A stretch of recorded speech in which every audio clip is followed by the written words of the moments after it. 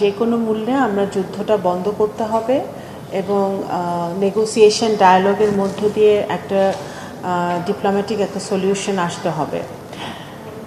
এই যুদ্ধাবস্থায় দুই পক্ষ যুদ্ধ করলেও সবচেয়ে বড় ক্ষতিটা হচ্ছে সারা পৃথিবীর মানুষের, প্রত্যেকটা দেশের অর্থনীতি এফেক্ট করছে এবং ইনোসেন্ট মানুষগুলো মারা যাচ্ছে। তো সেই জায়গাটা থেকে একটা আমি পজিটিভ দিক দেখি যে ইরান এবং ইসরায়েল যুক্তরাষ্ট্র তারা অ্যাটলিস্ট একটা নেগোসিয়েশনে বসতে রাজি হয়েছে। তো সেটা থেকে বোঝা যায় যে তারাও চাচ্ছে যে যুদ্ধ বিরতি হোক বা যুদ্ধ বন্ধ হোক।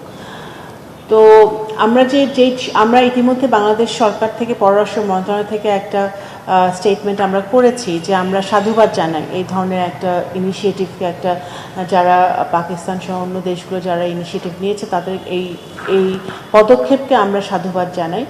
কিন্তু একই সাথে আমরা চাই যে সংশ্লিষ্ট দেশগুলো যারা এখানে স্টেক হোল্ডার মিললে তারা আলোচনার টেবিলে বসুক, একটা সমাধান আসুক। এই আলোচনা চলছে, কিন্তু এই মুহূর্তে কোনো স্টেটমেন্ট বা কোনো আমাদের করা ঠিক হবে না। আলোচনা চলছে, আমরা চাই যে আলোচনাটা আরও বেগবান হোক এবং একটা রেজলিউশন এখান থেকে আসুক। যদি না আসে তাহলে তো আমি মনে করি যে অবস্থা আরও অবনতির দিকে যেতে পারে সারা পৃথিবীতেই। প্রত্যেকটা দেশই এখানে এফেক্টেড হবে, অর্থনৈতিকভাবে, সামাজিকভাবে, সব রকমভাবে। তো সেটা তো আমরা কোনোভাবেই চাই না।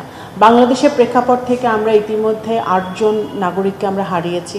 শেষ পর্যন্ত আমরা লেবাননে আমাদের একজন নারী কর্মী নিহত হয়েছে, সেটা অত্যন্ত দুঃখজনক। প্রথম একজন নারী নিহত হলো এই যুদ্ধে। তো আমরা তো অবশ্যই চাই যুদ্ধ অবিলম্বে বন্ধ হোক।